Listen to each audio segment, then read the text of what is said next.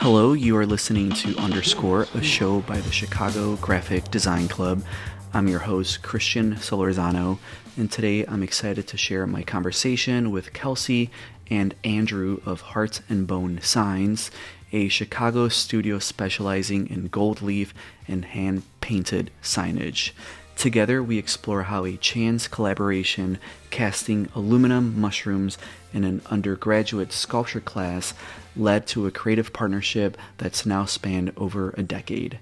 Kelsey and Andrew share their journey from Denver to Chicago, where they fell in love with the gold leaf window signs scattered across the city and set out to learn a craft that they could not stop thinking about.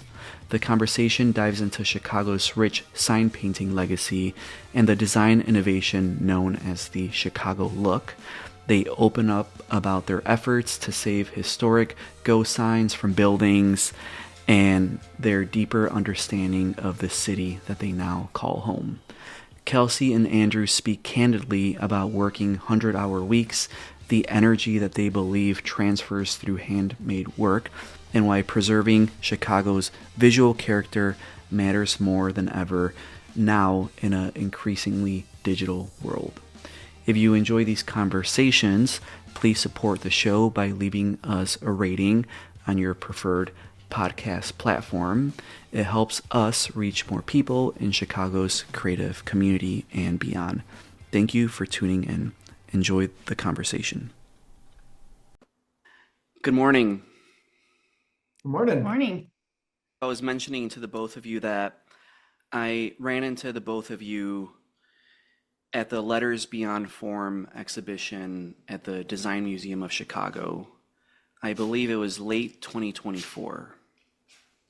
And since then, even before then, I was always very familiar with the work that the both of you do. So it's nice to be able to sit with you all, even if it's virtually, to learn more about you and your backgrounds. Yeah, thank you for bringing us on. Yeah. So my first question that I have is, how'd you two meet each other? And can you guys talk about that and maybe share what was your first impression of one another? We met in undergrad. We were both in a painting class, and we were, I think, kind of competitive with one another. Okay. Actually, we were not in, maybe we were in painting, but we met, we knew each other in this art program, and then we began collaborating in a sculpture class, kind of like very serendipitously. It was a casting class where we casted aluminum, and I had brought in like boxes and boxes of fresh mushrooms that had just popped up after the rain. I just gathered a ton because there was like these amazing mushrooms by where I was living, and I brought him in, and I had too much stuff to cast, and he came in and he had nothing because I forgot about the project.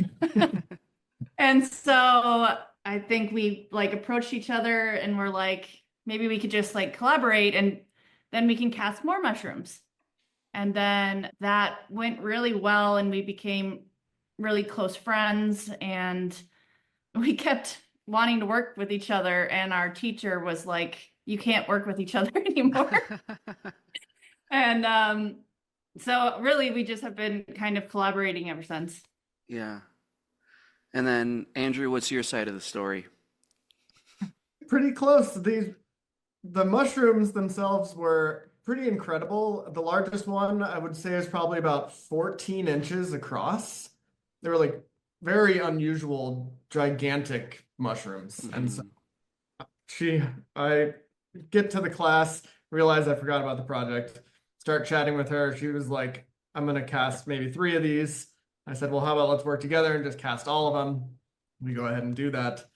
She was already kind of involved in the art scene, and so we ended up having a show with all of these mushrooms, and we like created an entire story about them and kind of like a fairy tale kind of thing. Each mushroom had a like life and a name, and we ended up selling all of them and like made pretty good money on this project, which being a broke college student was amazing. And so our artistic collaboration started on a pretty successful note. Hmm. And as we continued on, we just continued finding success working together. Yeah.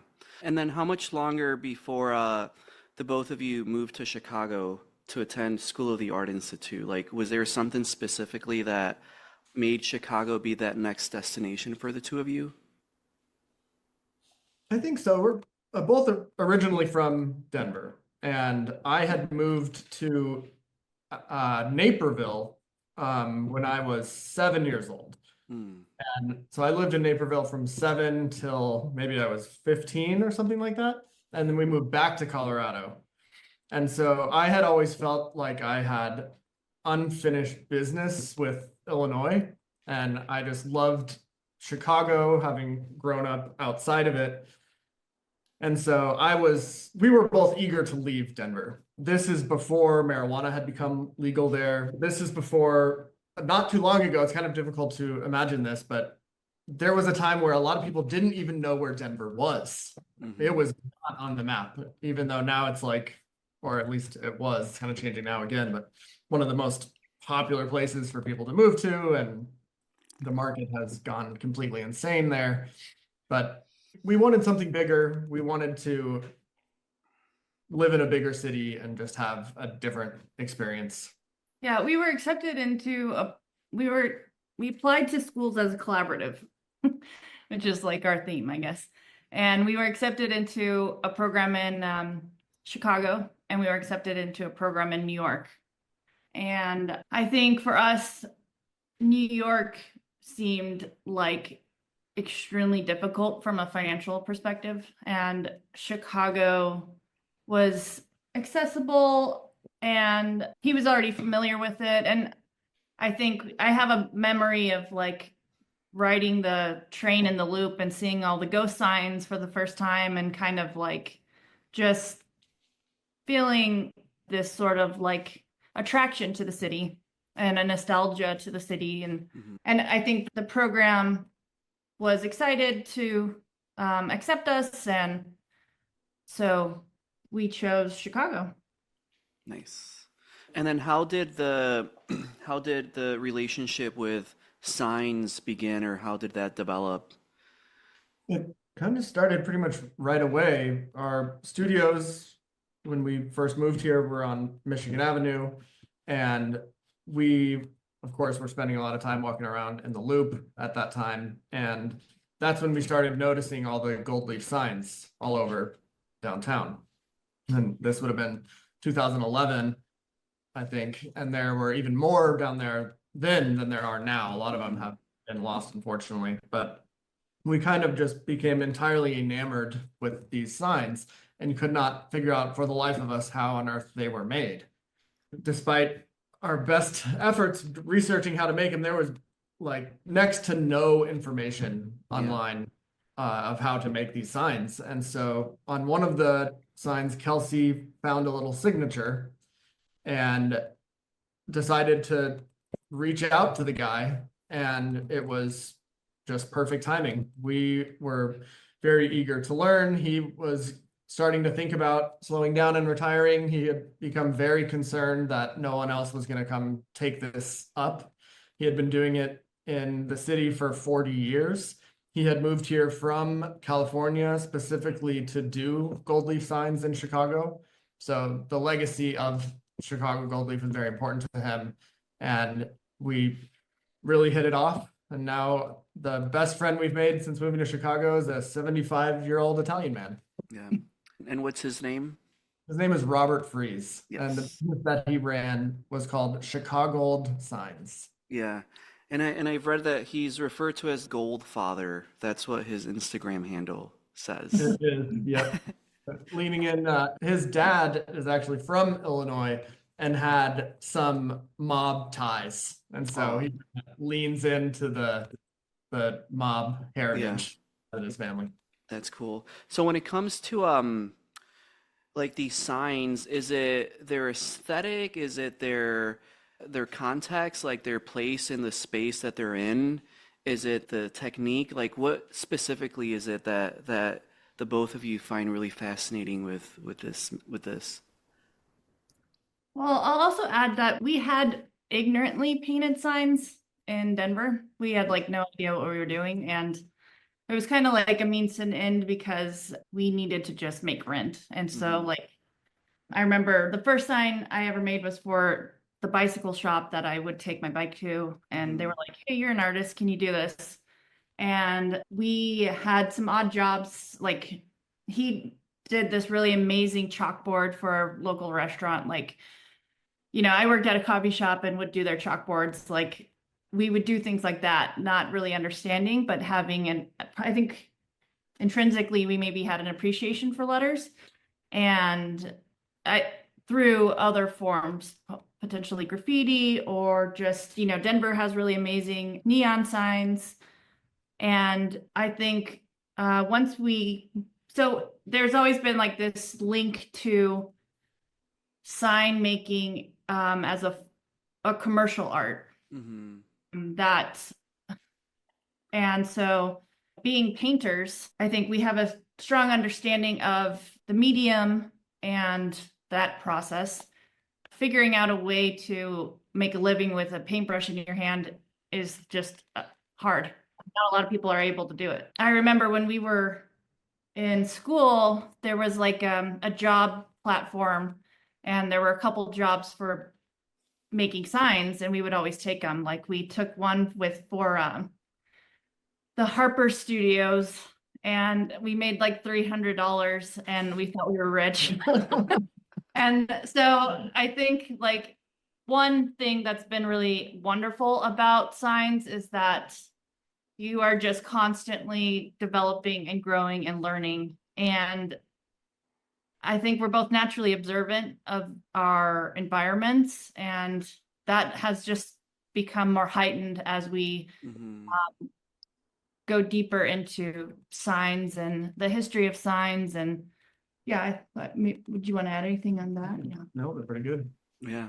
So for the both of you, like, as you began this this profession as sign makers, sign painters, what were some of the growing pains that just come with doing this as a thing that's going to be the thing that you do to make a living?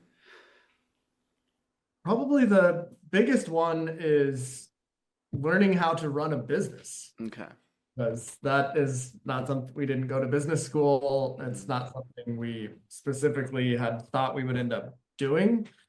Like, from when we came up with the name Heart and Bone Signs in 2012, I don't think we could have imagined that all these years later we would be running this business. It was just kind Mhm. of like a fun idea that we had that ended up, we just never gave up on the project. I think client relationships are probably one of the most important parts of it. Like, the actual painting of the sign ends up just being like a small part of Yeah. the work that goes into it. So I would say learning how to run a business was probably the biggest challenge. Yeah. And then the name Heart and Bone, I read that that's a tribute to Lee Scratch Perry, and that there's a big reggae influence with the boat, like just in your process or in just your way of thinking. And I'm a big fan of his, and I love Nice. his how eccentric he is. And a lot of the stuff, no matter how wild the things that he says seem, they all make a lot of sense if you like really sit with them, It's you know. true. Like I watched a documentary about him, and he was talking about how one of the ways that he would draw inspiration for his songs was by listening to rocks and just, and I'm like, I get it.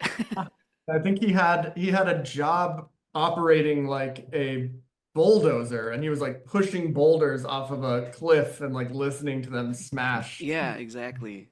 fell Yeah, down. yeah. Yeah, we somehow found a clip of him talking about creating music, and the Heart and Bone were the drum and bass Hmm. of the rhythm Yeah. and how they work together. And that was like, oh, that's how we work together. And it's like so funny to tell people and explain what that is because most people are like, what are you talking about? But it makes a lot of sense. And I do think that a lot of our work is influenced by music and how musicians collaborate and also improvise off one another is very similar to how we work together. Yeah. So I'm curious about the what is the process of getting a job, like a task to do a sign? Like how does that usually work? Someone calls the both of you and they make a request, or do you just I'm very curious about that whole thing and how that goes. Yeah, it's someone will just reach out Mhm. typically. It happens in all kinds of ways, but maybe somebody DMs us and we're like, please email us. And they send us kind of what they're thinking or the sign that they looked at or their inspiration. And we look at their storefront or wall or whatever they're looking for. And then we kind of like work together to figure out the best solution to Mhm. create the sign that they're interested in having. So that oftentimes there's a lot of barriers, like, in Chicago, they're notorious for having mullions in their windows that like a single window will be divided up by like 6 unnecessary mullions. You can't really put a sign on that. Yeah. It creates a bunch of obstructions to the design. So a lot of the initial period is just figuring out how strategically to work with their space. And Mhm. then after that, for the design process, going back and forth and kind of trying to understand what they're looking for and how that fits in to what we are able to do and like to do and our aesthetic. And sometimes, it's not we're very open. We will work with everybody. We don't, I think we truly believe that signs shouldn't be like a thing of just pure convenience, that signs are part of the typography of our landscape and that they should be beautiful, and that if you do invest in your business, it's an incredibly important part of the forward facing of your business, and that signs can transform that initial interaction with your potential clients. So Mhm. we're always looking through the perspective of how do we make this like the best we can. And oftentimes this just happened a lot already this year, is that people want more, more, more, add all of these words, more words. And we're like, no, less words, less words. I'm sure many designers can understand, Yeah. relate. And we laugh because it's, any typical vinyl shop would say, okay, great, because that just means more money. Mhm. I'll just print more and more and more for you.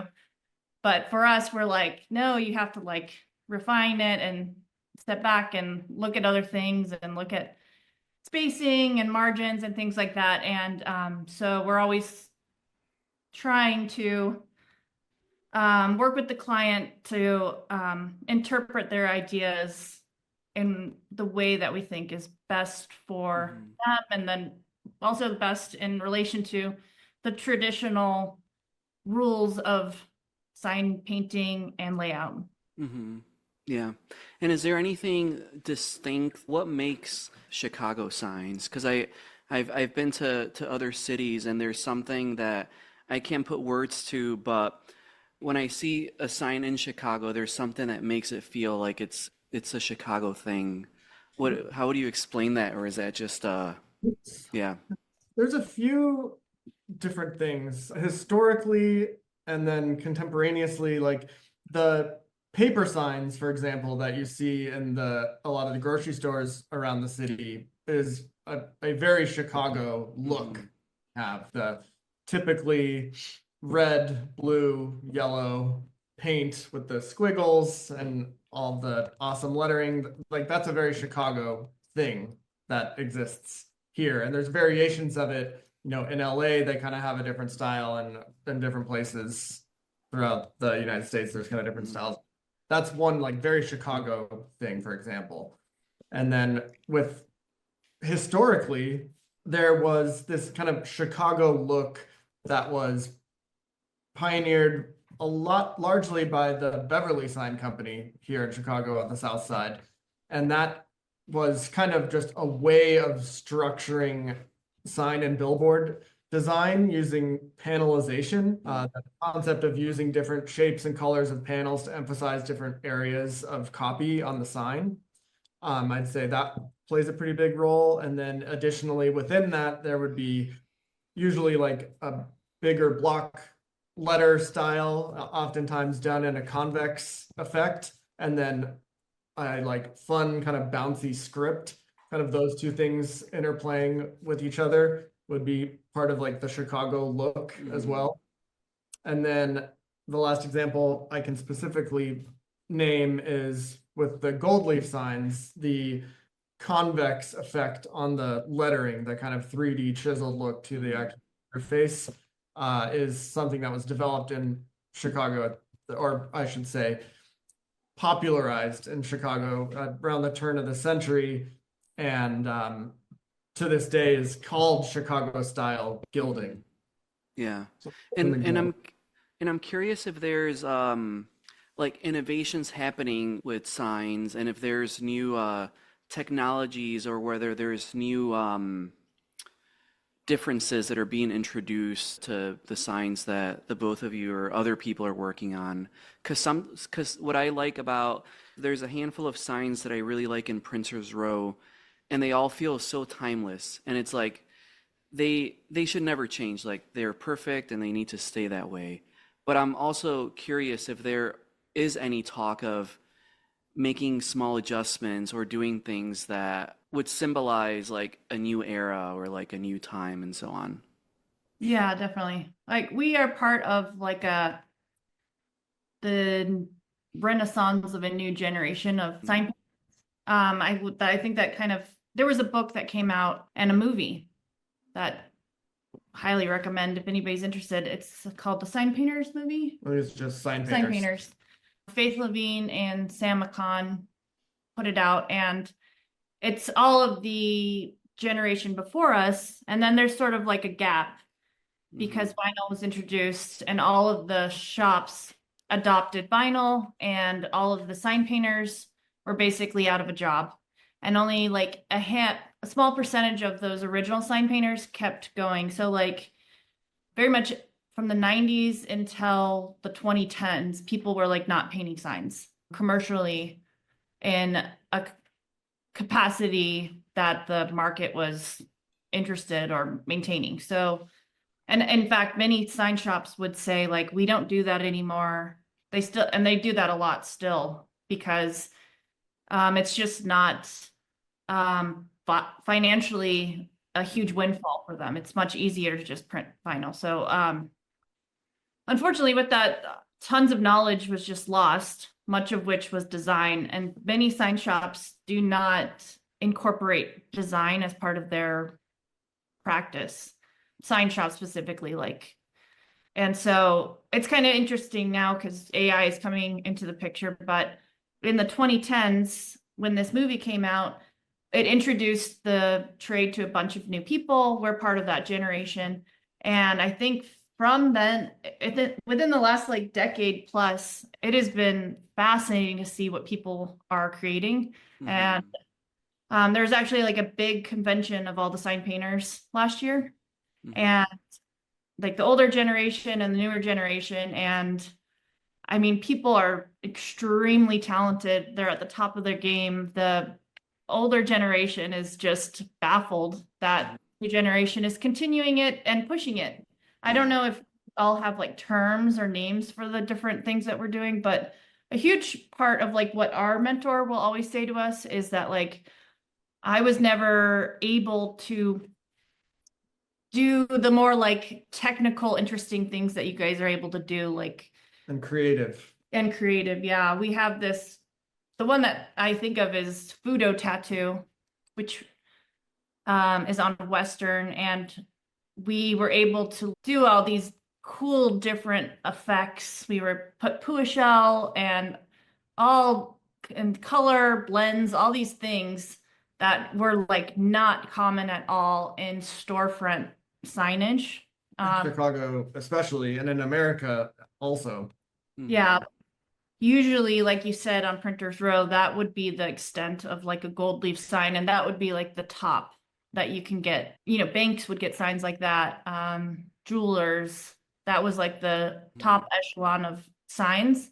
And personally, I think we both still believe that it is. But, you know, there are clients that want more and are interested in the art behind the practice and are open to having all kinds of other elements and effects put into it outside of just like a standard gold leaf sign. So I don't know what we would call that our cohort, but Yeah, like specifically even within the Chicago style, the traditional Chicago style gold leaf letter has the two-tone letter face, black outline, and that's it. Like a drop shadow or a close shade would not even be part of the design, like in the very most traditional sense.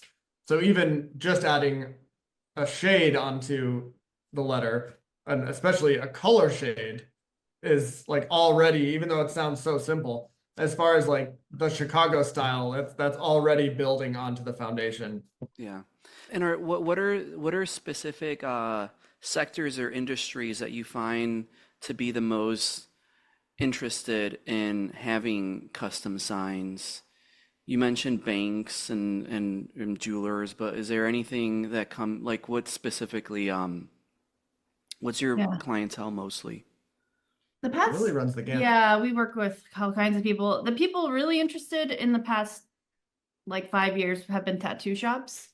I think they've been the most open to creative ideas. And I would say a lot of the signs we've made that we are most proud of in terms of their level of creativity are for tattoo shops. But, you know, and I think in Chicago, where people are aware of gold leaf signs and custom signs in a way that isn't as common in the rest of the country, maybe outside of New York or LA. And so I would say, I mean, we work with a lot of our clients who are interested are small businesses Yep. that are in a niche market who have put a lot of thought and care into their business, and they want the sign to reflect that, I think. Yeah. Yeah. There certainly is like always a level of respect that I have for businesses that have a custom sign. Totally. Even if I'm not planning on buying anything there, like I just know that if I ever need something, I will go to that place because they care about the details. So, Yeah. Totally. Yeah, yeah. sometimes we'll joke with our clients that are getting a sign from us is like a good luck charm for their business. Historically, for the last, decade that we've been doing this, an incredibly small number of the businesses that we work with end up not being successful or end up closing. Oh. Like they so often will end up doing very well. Mhm. And, it's funny to joke that it's because we gave them a sign, that's why they did so well. But of course, that's not why. It's because they are invested that much in their business. They take what they're doing that seriously. The kind of person who is going to spend that extra money, who is going to go the extra level to hire us to make their signs, is going to be taking that same ethos into other areas of their business. And that's going to lead to them being successful. Yeah. And I think, and to me, I also see it as such a strong pushback against everything going digital. Like everything has become so cheap and transactional and disposable that Yeah. seeing something that has intention behind it, that has hands involved, to me is it's just so cool, especially nowadays, because everything is just so like whenever I see movie theaters like switch to digital marquees, I'm just like, oh, that changes something, whereas before you'd see the person on the ladder changing letter by letter. So Totally. Yeah. I think people definitely like have this embodied sense of understanding when they see something that comes from the heart and the bone. And So I think that's only going to become Yeah. more and more the case with Yeah. AI. Even 5 years ago, people would say that to us, you know, like, oh, there's a level of authenticity to the work that people, even if it's subconsciously, will recognize. And now, God only knows what it's going to look like 10 years from now with all this AI garbage that's getting lopped around everywhere. I mean, it's a hellscape out there. Yeah, I agree. And do the both of you have any relationship with AI? Do you guys incorporate it into anything or? No. We have not used AI in any capacity. At any time, like a search engine tries to feed me AI, I try to go in and turn the AI settings off. I Yeah. find the whole thing incredibly disturbing. I know there's no escape. It's a futile resistance, which I fully accept and understand. I will say, the one time we did try using it, this was actually a couple of years ago, but 3 or 4 years ago. we were contacted by a museum. Then they were doing an Andy Warhol exhibit, and they wanted us to paint Brillo boxes.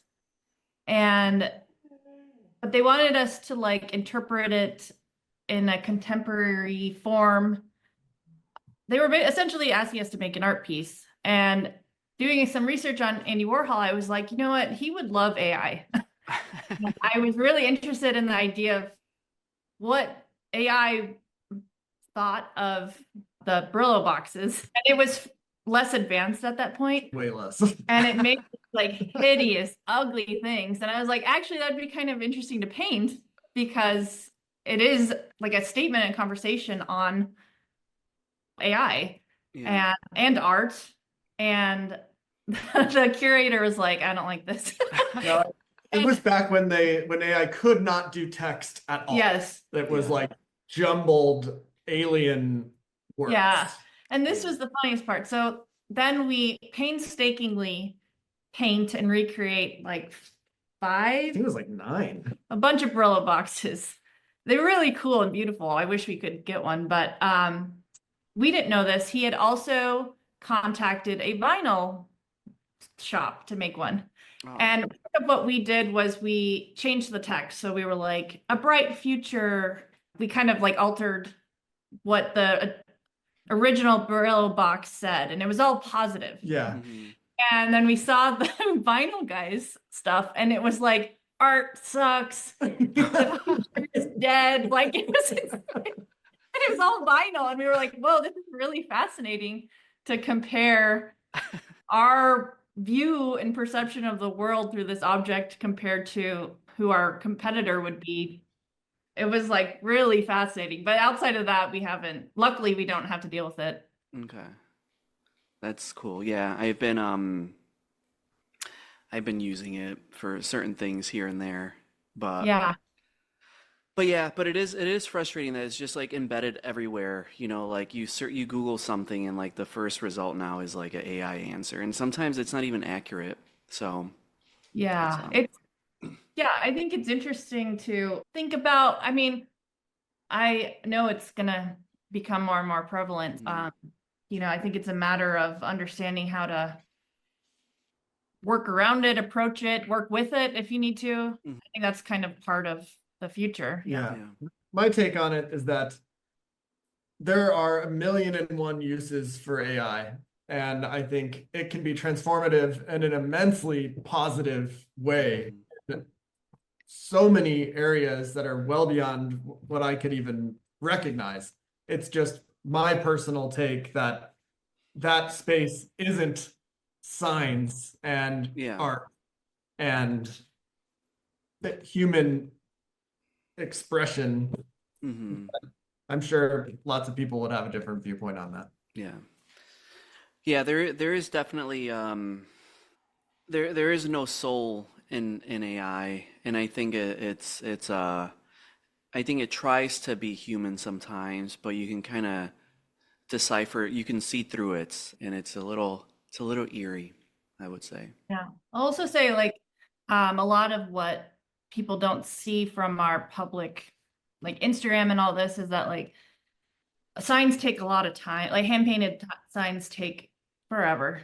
Well, we work extremely long hours, and I think, like you had mentioned, that people can sense that when they look at it. Like, I do really believe that even if the person isn't watching the hand in the process, they can see it after. And like that, it's an energy. I know this is like where the Lee Perry comes in, but I genuinely do believe that like the energy we put into our work is picked up and received by the viewer. And like you can't really quantify that or explain it or see it, but in the physical form, but the hours and the energy just can't be replicated by AI in any capacity. I agree 100%. So speaking of hours, I read somewhere online that sometimes you guys work over 100 hours a week. That is way more than I would like to admit. So That's our new walk us, can you walk us through like a typical week, like a normal week? Sure. I'd say because our because we're married and we love what we do, there's kind of the old adage that if you love what you do, you'll never work a day in your life. And I'd say, actually, if you love what you do, you will work every day of your life. It's quite the opposite, at least in our experience. And so it's just 7 days a week. I think it essentially comes down to, this may not be walking through a week per se, but we are at a point where most wise people would hire employees and start to delegate some of the that we have. We're the owners of our business, but we're also the janitors of the business too. And we do every job, everything in between. We also were smart enough to start an entire other business. So we also run a publishing business as well. We're writing books. Those, of course, take a very painful amount of time to put together. So we're shipping out books every day. We're doing tons and tons of fielding emails and correspondence with clients. Designing, Scheduling, working in our shop, creating, getting ready for the jobs, making sample work for the jobs if necessary.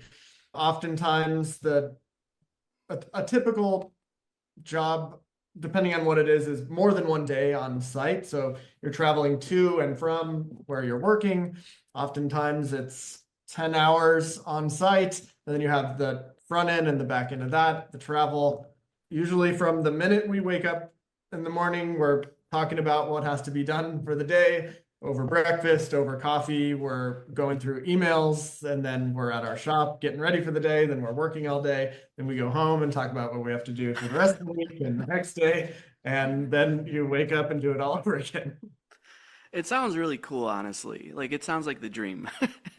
Here's the thing. I wouldn't trade it for anything. We've worked ridiculously hard to get to where we're at, and so fortunate to have so much of what we've been able to accomplish has been through our own just unwillingness to fail and through fortunate timing. I think we couldn't have been more lucky with meeting our mentor, Robert. That really set the stage for everything that was going to come afterwards. And then I think it just so happens that we have fallen into this artistic commercial, some people would call it commercial art practice, that is not as easily eroded and affected by these technological advancements, by the AI advancements. Like so many people in the artistic space, especially in the commercially artistic space, are really going to see immeasurable changes from AI, and to the point of their jobs disappearing entirely. So I think we've just gotten very lucky, really, at the end of the day, to fallen into what we decided to do when we decided to do it. Yeah. I think there's quite a bit of fortune on our side with that. And can you speak a little more about the publishing arm, the publishing that you're doing? Absolutely. Here, we actually have our book. Little Yeah. plug.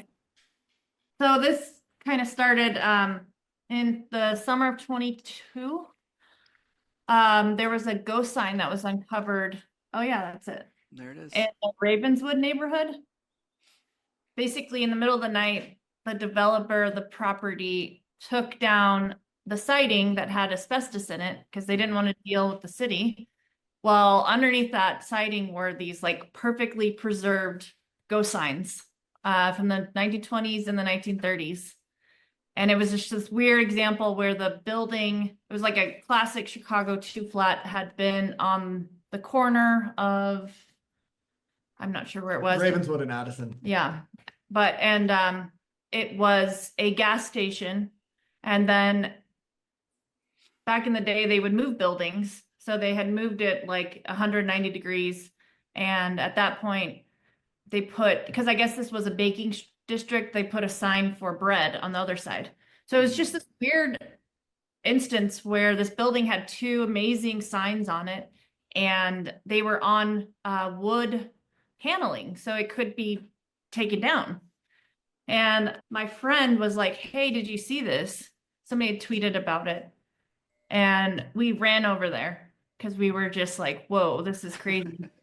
And standing in front of it, it was like, holy shit, this is amazing, because the colors were so vibrant and you could just see, it was like standing in 1929 in front of the sign. It was so cool.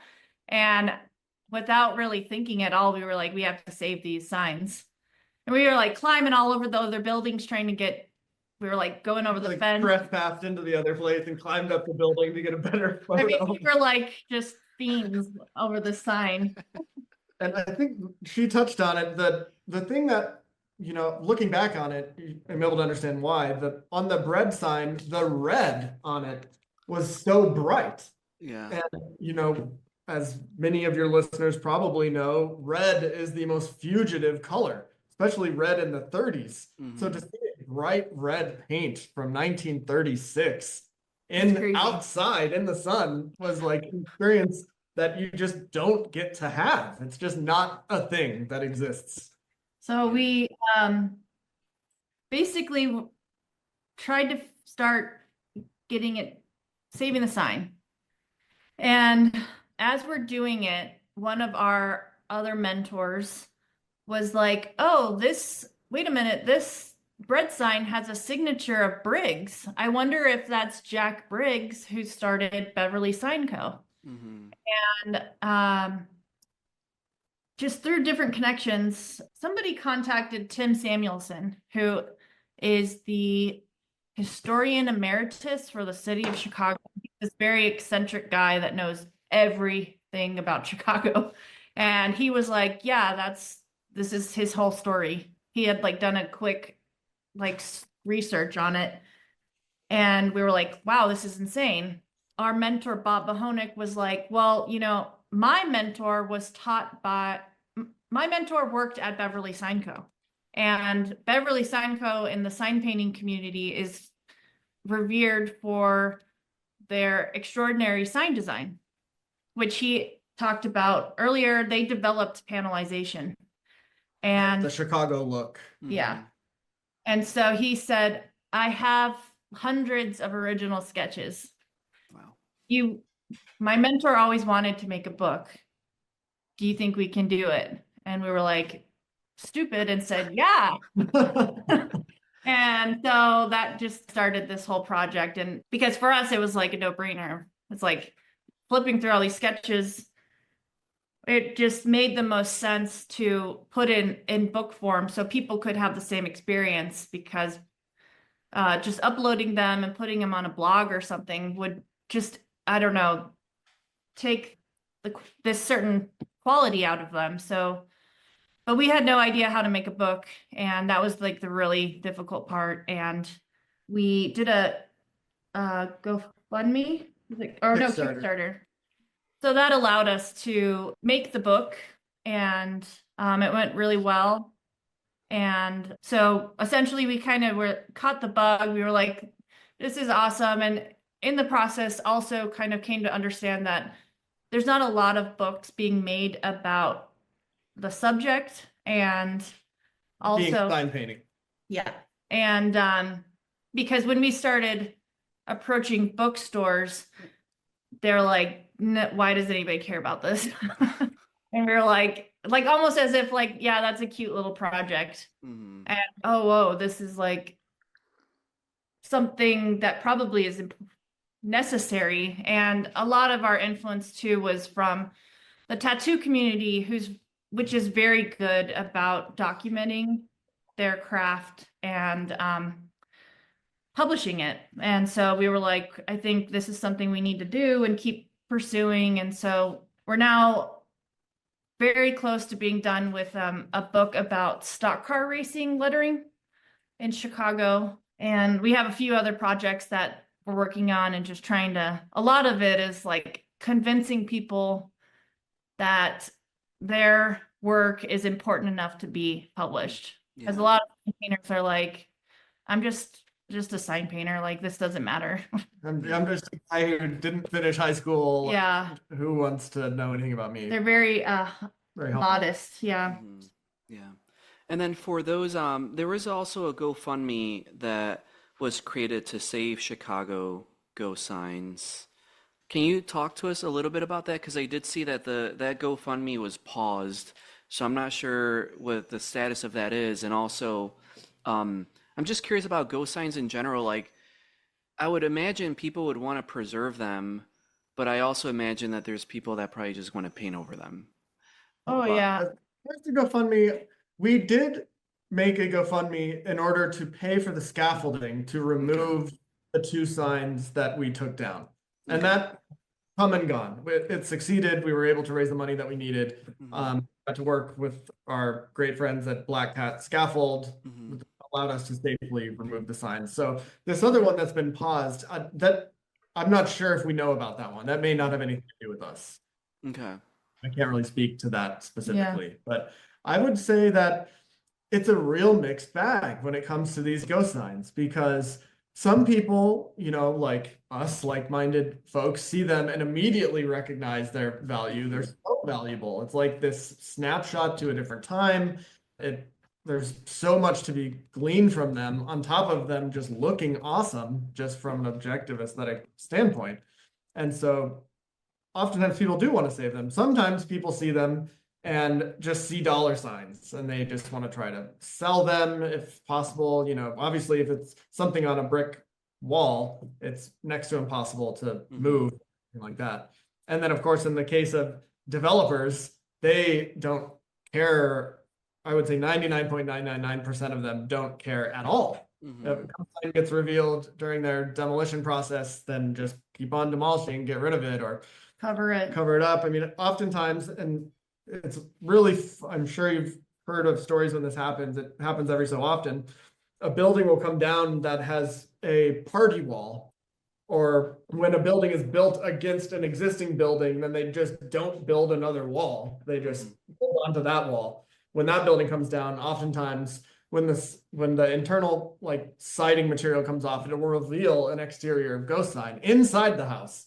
Wow. Which is cool. And so sometimes people are fortunate, they realize that, underneath this plaster, they have an entire incredible ghost sign like in their living room. And then some folks will keep it. And I mean, how cool is that? It's incredible. Some folks will just paint right over it. And then other times when a building comes down, it'll reveal an incredibly well-preserved sign on the side of the building. And then another building just goes right back up. And it's still technically there, it just can't be seen. Yeah. And I think as they disappear more and more, hopefully people realize that they're not coming back. That's all we have. And so it's important to keep them. And I feel this way too about like all the neon signs in Chicago.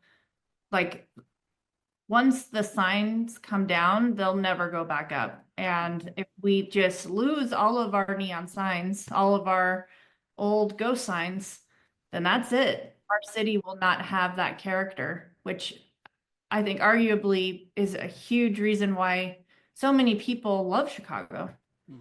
We also are very strongly inspired by the preservation aspect of signs and sign history as well. It's really important to us to like advocate for that as we're like the people. So I got called, what was I called by a developer?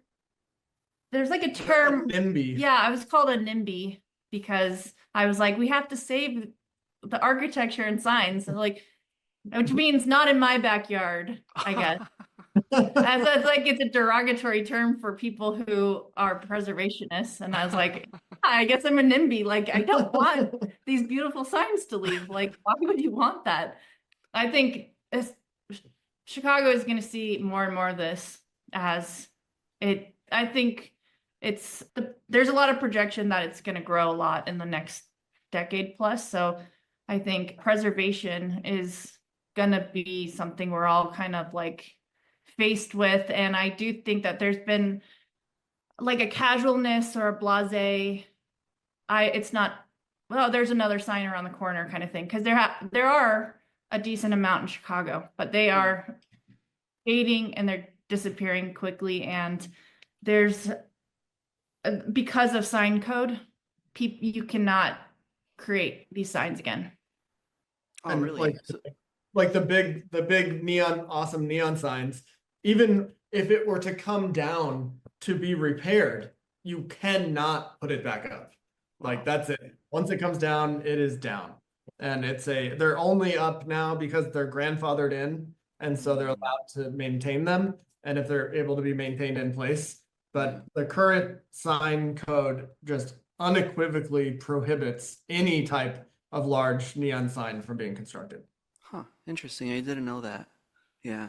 And as historians, is there anything in your personal like I'm curious about what's your most like cherished possession that you guys have that you've collected throughout your research and interest in history and all this? Because I see the stuff behind you, and I imagine that you guys must be surrounded by history all the time.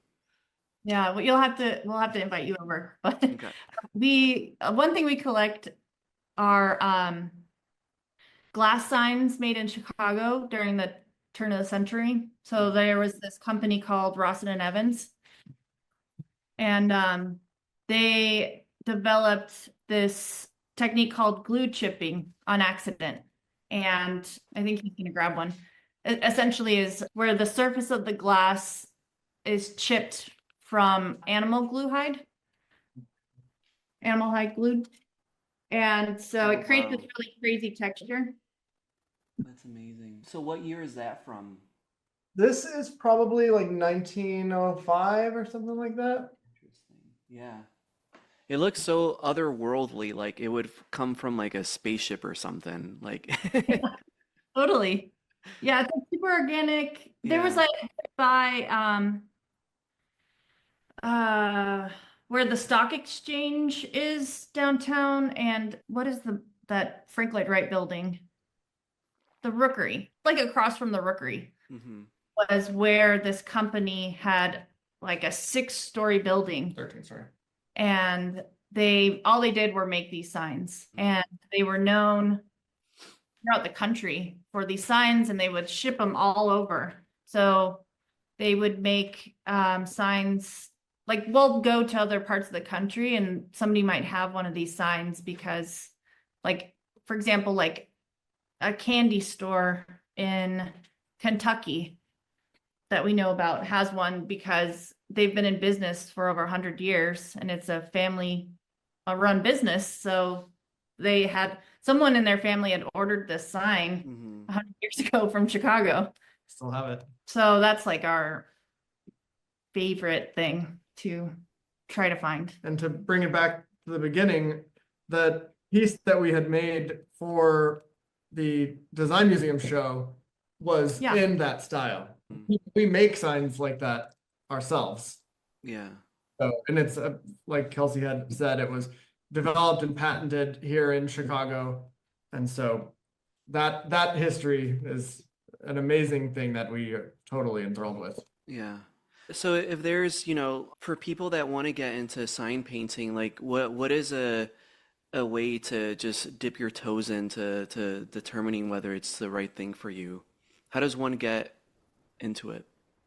I would definitely suggest like following people's work who you like. And I think people overlook this, but just being nice to people that you look up to is like the best way to develop relationships. Like Yeah. I saw a lot of people were like, oh, well, you found your mentor and all this happened. Is not, he didn't want to tell us anything for a long time. Like we very much like gloss over it.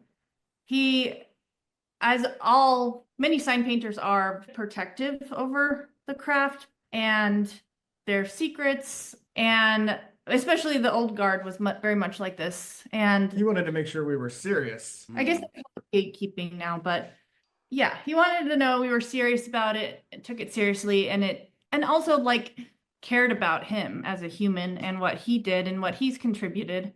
And so, we've developed a relationship just through kindness and mutual respect. And we both like the same stuff. So I think it's just, that is a really good start. Because I think that sometimes people are like, teach me everything you know. And like, you don't even know their first name. Yeah. So that I think is always great, just to like be cool and friendly and be open to learning. And also there are workshops. I was going to plug our friends who are very much kindred spirits to ourselves, Noble Signs in New York. They also run the New York Sign Museum, and that's upstairs of their actual shop. They run with guest teachers really, really good sign painting workshops. Yeah. So if you were serious about wanting to try this out and see if it's for you, I would highly recommend following Noble Signs, follow the New York Sign Museum, and look out for those teachers that come through, and they'll teach like 1, 2, 3-day sign painting classes. Guy by the name of Jed Palmer, who's an amazing, incredibly talented guy who is an excellent teacher. He lives in England. He comes through every now and again. Another guy, his name is Peter. He goes by Letterboy online. He lives in Japan, but he's always in the US teaching workshops. And then there's another guy who lives in Boston. His name is Kenji, and his Instagram is Need Signs Will Paint. He's also an amazing letterer, amazing teacher. Yeah. Those 3 guys would be the ones that I would recommend trying to take a class from the most. And those classes sell out pretty fast. They're pretty popular. I think it's important to start with the painting and like understanding how to draw and paint letters correctly. Because a lot of, I personally, I think which is what we did, you start step 1 and you grow and develop through that. And then because you have that foundation, you are able to then use that in other steps of your career, because everything goes back to that. And of course, something that we always tell ourselves as well, and we in our busy schedule make time for, is practice. That's like pivotal to maintaining your craft, is making time to practice just simple letter forms. Yeah. A lot of what the beginning of sign painting is painting just strokes one after another and learning how to properly paint a stroke just up and down. Like the different shapes that end up constructing letters. Yeah. Back in the day with the old sign apprenticeships, you wouldn't paint any words or any letters for months. It would just be these practice sheets of just horizontal, vertical strokes. That's wow. So as we come to the end of our conversation, I'd love to discover or like hear about, when the both of you are working, what are the things that are usually in place to get the best work out of you? Is it music? Is it a smell? Is it like, what is your work situation like when you're like deep in focus? Like, what are some things that you guys can't live without, like at your desk? Well, that's a good question. So much of our work as far as like the actual making of the signs is done on site, Mhm. that we're very much just at the mercy of whatever the circumstances are. Sometimes it's really awesome and we're working at a record store and they're spinning records and we're having a great time. Sometimes Yeah, it's not like that at all. we were talking about this the other day. We really making signs on site is like a test of your focus because it's really difficult. And so figuring out a way to like tune everything out and zone in a very chaotic environment is difficult. So we like in those circumstances when a business is like, hey, we're closed this day, you can come work. But in terms of like designing, I would say, we have a really extensive book collection that is like so helpful and important.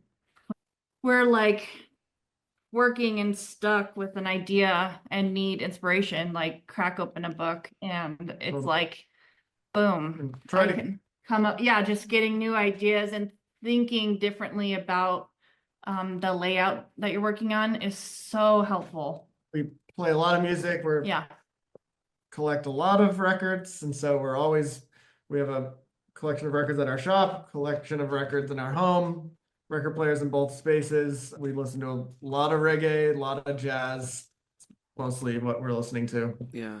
And what's the secret to being collaborators and being both like a married couple, but also being coworkers and partners? How do you guys get into conflict and how do you resolve conflict? Like, I'm just curious about what are those ingredients that have kept you both? I think it's the same thing with any relationship, with any partnership, is that your wife is always right. And so as long as you remember that, you won't have too many problems. Yeah, I think that is true. But also understanding how to compromise. And, I think about this a lot. Like, our goal is always for us to succeed as a team. It's never like the focus is on me or the focus is on him and any specific task. And like, say we have different ideas, which happens all the time. I mean, it probably is why we do get into arguments because one of us feels very strongly about an idea we have, and the other person's like, you got to tweak it this way or that way. Knowing that, I guess understanding that like that is an advantage to having like a built-in soundboard or proofreader, whatever you want to call it, to better whatever you're doing is kind of like it can be an agitation or it can be like a really good thing, and understanding how to adapt and compromise within that is really important. Mm-hmm. Yeah. And as the both of you look into the coming year, 2026, is there anything that we can expect to see that isn't made public yet, or what is a year looking out to be for the both of you? Got some really cool book projects coming out. The Speedway lettering is definitely coming out this year. We're very excited about that. I think people are really going to get a lot out of it. I'll say last year we had a crazy year. Like we achieved things I never thought that we would achieve and do. It was crazy. So I think this year, we really are like a lot of what we want to do is make art for ourselves, things like that, and kind of, yeah, just I mean, it was like we did an awesome project with Field Notes where we did the cover of their spring edition, which was insane. Like we had the opportunity to be on WTTW with Jeffrey Bear, which was like crazy. We gave a presentation at this giant meet with all of our sign beers, which was like probably the scariest thing we've ever done. Worked with like incredible clients. Got to paint a 22-foot wide Blackhawks logo for the Blackhawks. That was pretty cool. Yeah. Yes, last year was crazy. So I think we're kind of just like enjoying what we accomplished and trying to like make work for ourselves as well and not lose sight of that. Okay. Amazing. I just want to say thank you so much for both of your time today. I'm really inspired by the both of you, and I think I'm more so inspired just because, like I was mentioning earlier, the world seems like it's just going in this like techie digital direction that I feel like a lot of my peers are so repulsed by. So to see that there's peers in Chicago that are putting in the hours and putting in the work to create things that have soul is really it feels very encouraging. So I just want to applaud the both of you for creating that work and putting in the time and just being a source of inspiration to so many. So We really appreciate that. Thank you yeah. very much. And then I would also love for the both of you to maybe come up with a cool Heart and Bone playlist that we can share Sure. with our listeners, because I'd love Yeah. to just get into the headspace of what the both of you are listening to when you're working. Awesome. We'll definitely do that. Cool. All right. So with that said, thank you so much. Yeah, thank you. Thank you. It's been great talking. As always, thank you so much for sticking around till the end. As I mentioned in the beginning, we really appreciate your support when you leave us a rating. Thank you, and we'll talk to you soon. Goodbye.